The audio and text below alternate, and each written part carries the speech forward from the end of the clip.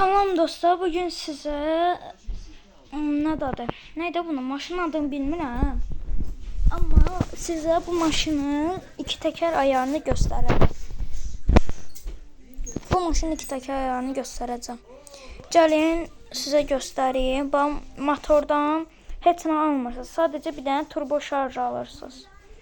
Bu Q4 mod JDV turbo harger alsınız. Fisiyor. Buradan işini almışsınız. Girirsiniz bura. Buradan bunları eynisini eləməlisiniz. Eləməsəz olmur. Ara paçalar və bunlar sıfıra çəkirsiniz. Yaylar çox önəmlidir. Bunları edirsiniz. Amortizörlərdən də bunları edirsiniz. Keçirik görsəl ayara.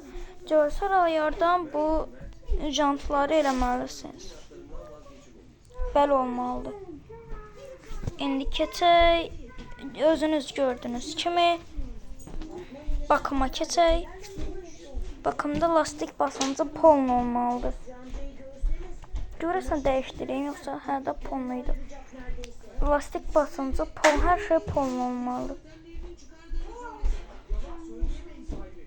Yağı da biraz poln eləyərəm.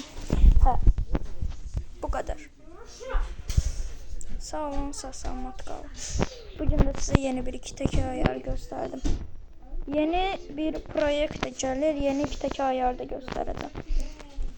Hani ay burada değil. Nolandırdım onu hani.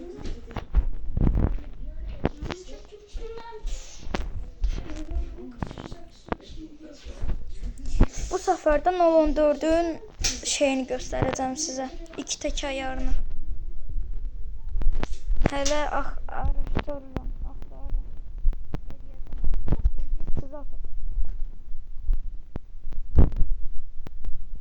Kalın. Yeni videolar gelecek inşallah. Ve bir kampanya düzenləyirəm.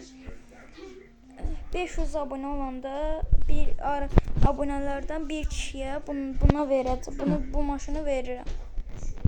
Bamigalkası var. Maşın 500 coin, 500 de bu 1000 olur, 1500, 2000, 2100 coin xərclanılıb bu maşına.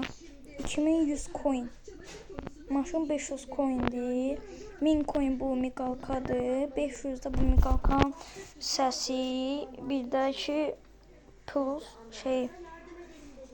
bu bayraq zat 2500 eləyir. Hamısı bir yerde.